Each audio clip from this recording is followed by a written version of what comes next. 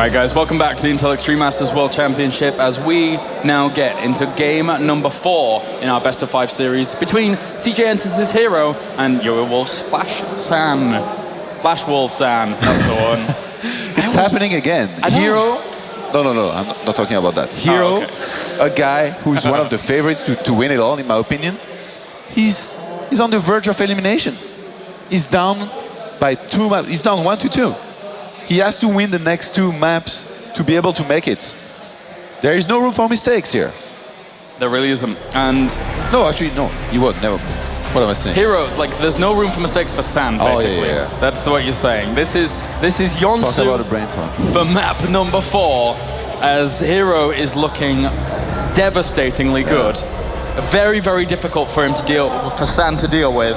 Let's get into it. As we have spawning up to the top right-hand corner, our red Protoss, representing CJ Enters. Ladies and gentlemen, give it up for herO.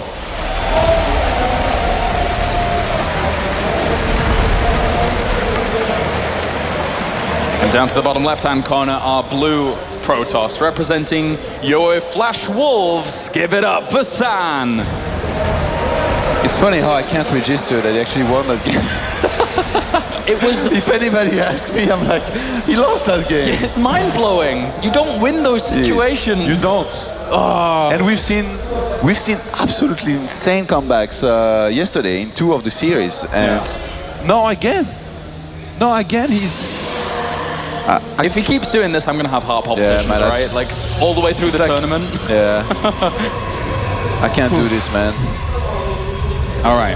Well, Gateway started at around the same time here from both players. And from there on out, it's going to be a bit more of a standard game.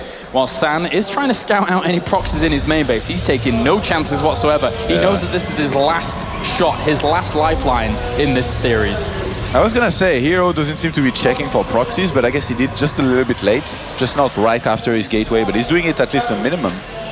Whereas San only checked in, I guess, the two in-base locations that herO could have gone from. Has herO even ever proxied? I don't think so. I can't remember. He's like, he doesn't proxy ever, and like, he saves it for the final game of the grand finals. And then nobody checks it. It's like, whoa. I mean, obviously I'm not the entire encyclopedia of StarCraft 2 games, but I certainly can't recall one in Intel Extreme Masters. But anyway, there could have been one. But for now, herO is going to send over a probe, have a little bit of a look around his opponent's base, and he's going to see a very normal opener from San, and herO's going to be like, I've got you. I know that you're having to play as standard can be. No risks from you anymore. It's funny because there used to be this impression in PvP that basically if you scout to them, you don't see anything. You see double gas, you see a gate, but you actually see a lot.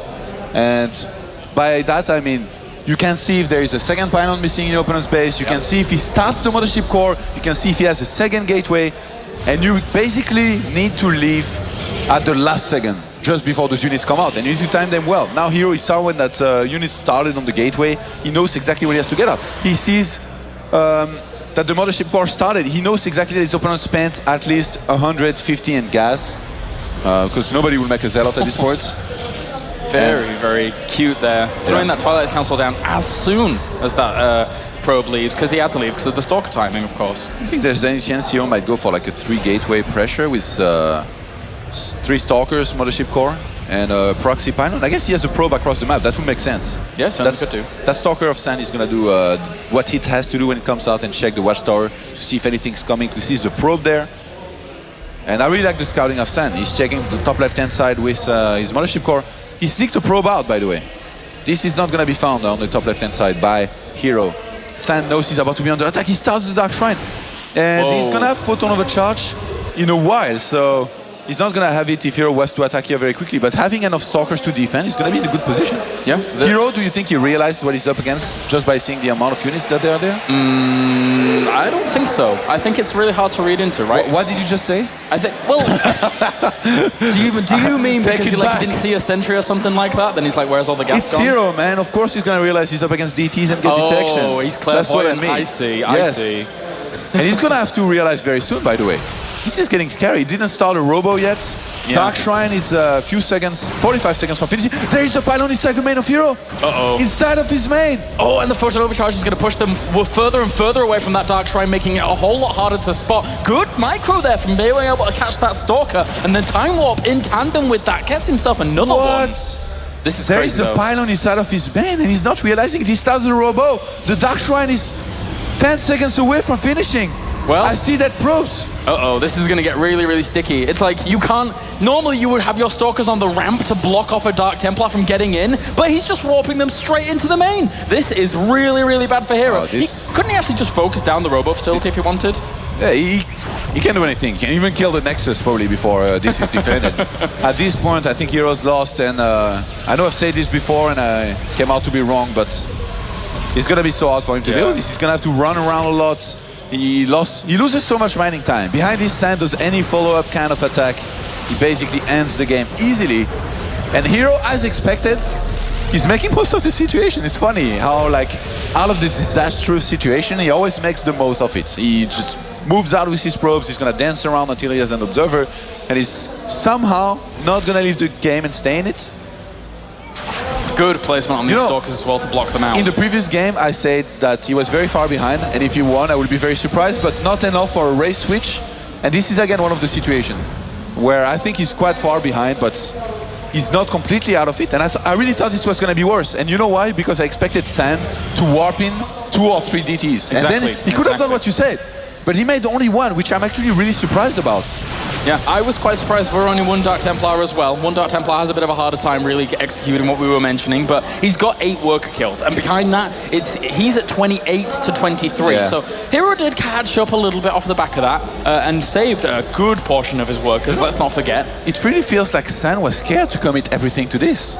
He was getting blink, he could have cancelled that upon seeing the robo wasn't ready. This is last chance saloon, man. He has to play cautiously, it feels. Like, if he goes in there with 1 Dark Templar, it's like, oh, your robo is finished. Yeah. As opposed to like, well, if he went in with more Dark Templars and there was just an observer popping out right there and then, he would have lost it all and not really not done too much with a big investment. It does seem like he's going to commit to a huge blink attack, though. 10 Stalkers against 5. Do you think herO can defend this one? This one's going to be difficult. Does he have Photon Overcharge? Yeah, yes, he does. I want a yes or no.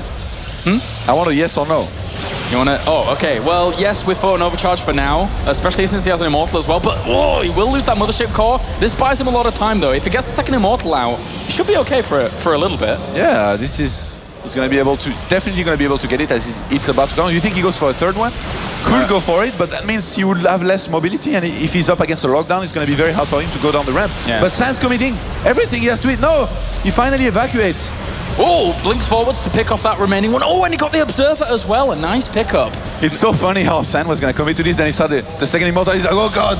He just cancelled the pylon. Oh, okay. No, never mind. Oh, actually, he catches these units in a really compromising spot. Oh, the Immortals! They're very, very vulnerable. Run home! He realizes, he knows where the Stalkers are in comparison. He's just zoning them out really nicely. The Immortals have to stay sturdy, stay in the right position. Get to the safe zone, man. Get to the safe zone. This is...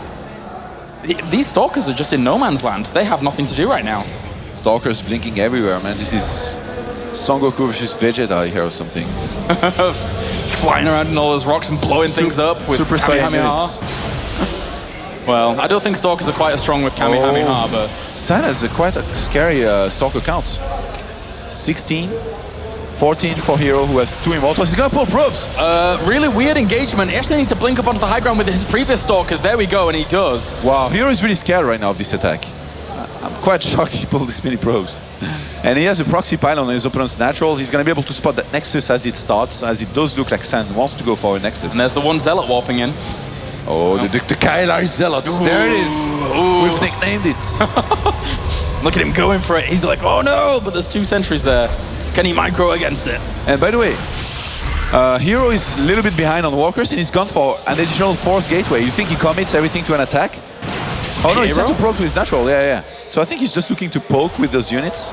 I think you have to be careful. You move too far out of position with your Immortals, you're not gonna run home. They're very slow guys. I think he's secured himself a good spot to try and play this game out further, considering the openers.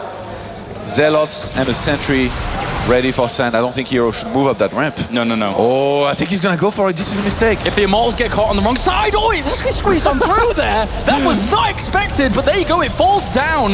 Having those Immortals get caught on the wrong side, obviously Blinkstalkers can get out, but that poor little Immortal. You saw how conflicted it was about like choosing a side. Like, should I go? No, I have to. Well, he actually blinks on forwards to try and kill off what he can. And that one Immortal is doing a lot of work from the back because it's not being focused down here by San. And actually the army supplies are going in favor of herO. What is this madness? The Mothership Core died with 100 energy, over 100 energy. Now the Nexus could be killed here. San could move down the ramp to try and defend. He's gonna go for the Immortal. Bye-bye Immortal, but he's gonna have a lot of Stalkers left available to him. It's 11-7 right now, and he's getting a massive advantage. Can warp in right into the fight as well because he still has that proxy pylon behind the expansion. He's trying to negate the Zealots whilst just microing around to kill off those Stalkers, bringing down the important units so he can just micro on for the victory. He's done a lot of damage. This is... I don't even know what word can qualify what just happened again. herO, this is not supposed to work.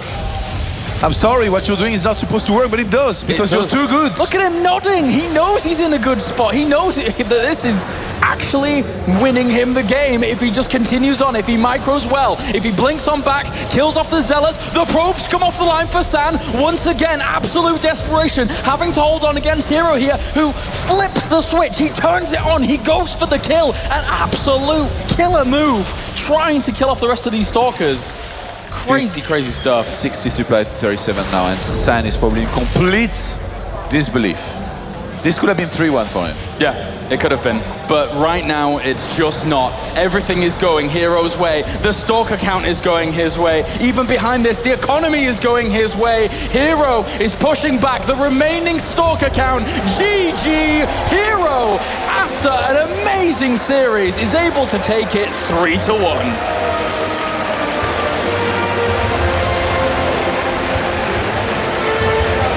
Utterly unbelievable. A crazy game number 3, followed up by a brilliant comeback in game number 4. Unfortunately for San, he is now out of the tournament. But there you go, and there is CJ enters his herO. Ladies and gentlemen, give it up for herO! That was for me. That was for you? That was for all the audience here. The crowd love him. I know a lot of people back at home love him, and he advances on to the semi-final. Ever so graciously defeats San.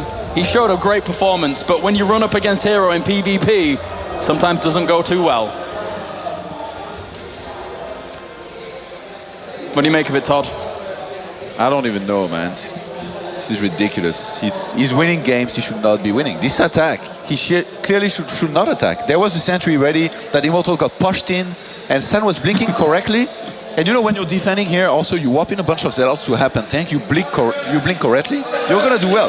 His Mothership Core died with 102 energy. That means he had another time warp available, which really would have helped again with this. Even though it's Stalker against Stalker, you kind of block your opponent, the reinforcements are gonna take some time to come in. The Nexus wasn't ready, so he couldn't use Photon Overcharge for it. I don't even know what to do anymore. Oh well, and we are going to now send it over to the stage to find out what our herO has to say, moving on to the round of 4. Thank you guys. With herO, CJ, it's a herO, everyone. Congratulations. I have to start by talking about Polar Night. I mean, there's lots of things we can talk about, but in particular, the third map. I don't think Todd understood how that won, and I don't think half the crowd understood how you won that game. But explain it from your point of view. Just how did that go down for you? How did you manage to come back? How did you win? 세 번째 판, 첫 번째, 두 번째 판은 그냥 사람을 이기고 히어로 선수가 한번 이겼는데 세 번째 판은 사람들 아마 대부분 이해가 안 될 거다고 어떻게 그 판을 이겼는지 일단 저도 이해가 안 돼요. 이긴 게 그 경기는 이미 졌다 생각하고 다음 경기를 위해 상대 선수 조금이라도 신경 거슬리게 하자 하고 전멸 추적자를 막 뽑아대가지고 컨트롤 하려고 했는데 어떻게 왔다 갔다 하다 보니까 역전이 된 것 같아요. So he said, to be honest, he doesn't understand either how he won that game, and he was like, okay, I lost this game, so I just gonna try to make him more exhausted. I just try to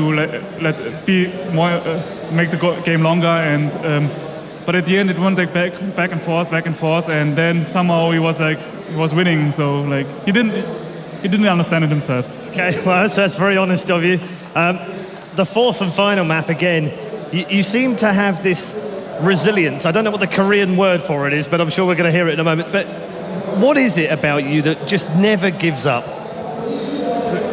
왜 절대 끝판도 절대 포기 안 하는 DT도 오고 지금 프로도 많이 죽였는데 근데 만화 절대 포기 안 하고 계속 싸우는 거 왜 그러는지 포기를 안 하고 끝판에 지금 네 번째 판 마지막에 싸운 거요?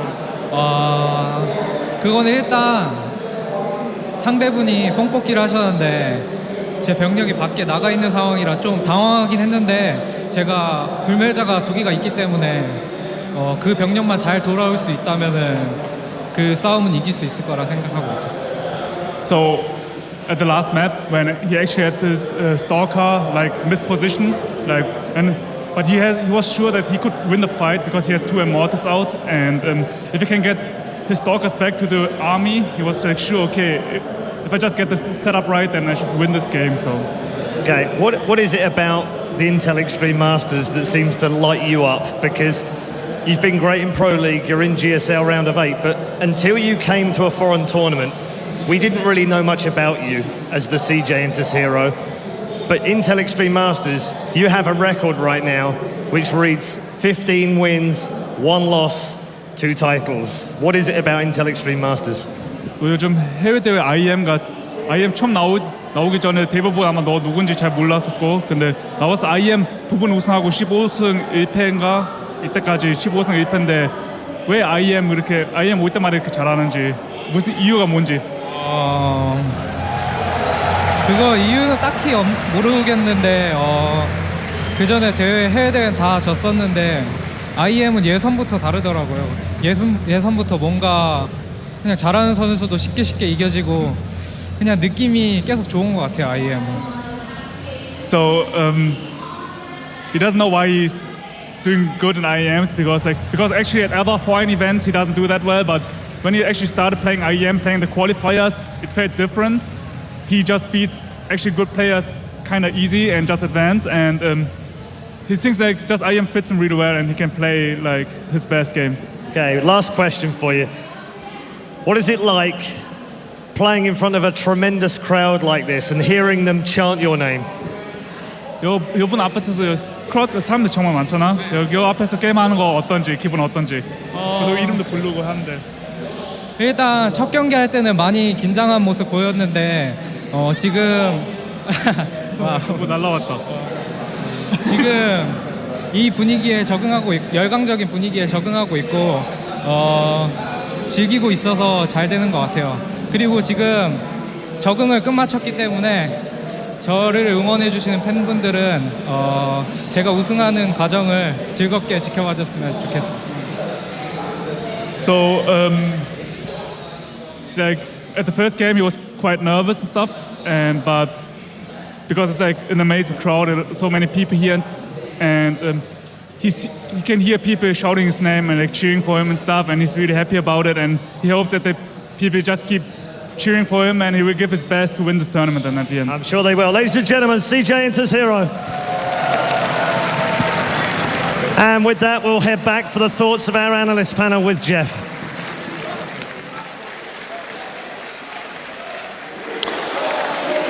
Good evening. So that was an interesting match, I thought.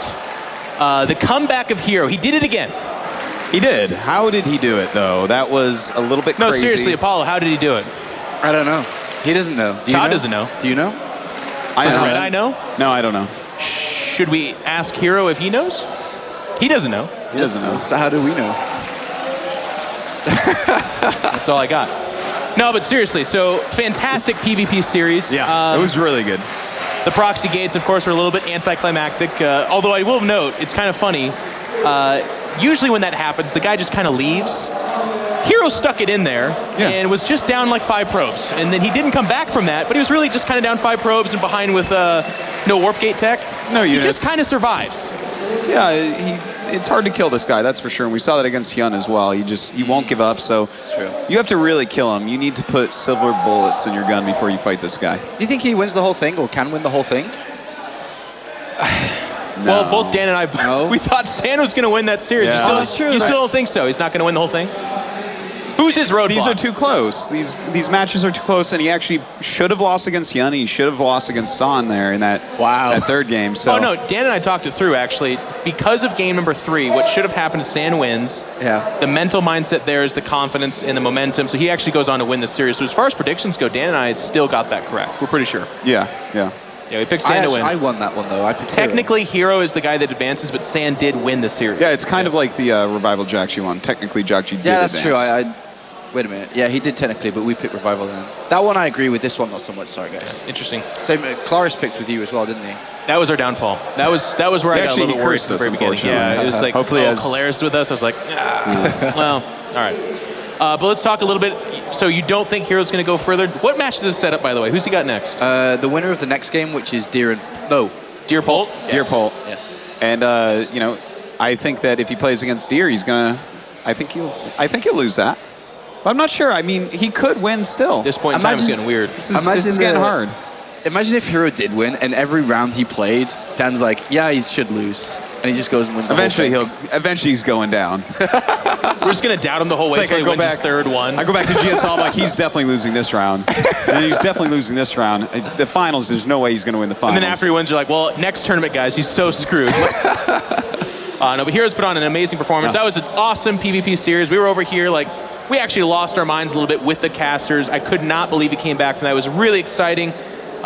San going, we're seeing this low econ Tempest thing, by the way, which is really interesting. It's very cool because strategically what they're basically doing is saying, hey, that low econ Colossus you're doing, you're going to have to do something about these 1 to 2 Tempests that are just picking away at thirds of the health of the Colossus. The game prior to that, we saw, well, I think it was actually 2 games before, game number 1, we saw that he made a lot of Stalkers, did San, and that is obviously not the answer. You don't want to be making Stalkers against Immortal Zealot. And then in this game, he just kind of circumvented by like almost never engaging. He just kind of stayed away from it and ended up winning the base trade. Exactly. It was crazy. I can't believe that herO was able to pull these games off, but he did this as well against Hyun, and maybe he'll just continue to do it. Win games, like, basically no matter what. Whether he should win or should not, he's the winner. The next one's the most difficult, though, obviously. Polt Deer? If herO was to play the winner of those two, that's the one that... We'll I mean, I expected herO to win both of these games in the round 16 and quarters, but the next one's the hard one. I may jump on your bandwagon. Well, we'll see. Let's go to the stage now with Red Eye, though. Thank you very much, guys. And as ever, we are waiting to see who goes through to the quarterfinals. We have one player through right now to try and rescue this trophy, and $100,000 on the line. You can, of course, keep your predictions coming. Go to facebook.com/IEM. Make sure you predict all of the games that we've got for you today, and you too could be an expert on the expert panel next year. The fight for the trophy is still on. The $100,000 is getting closer and closer for CJ Enters herO. We'll be right back after the break with Polt versus Deer.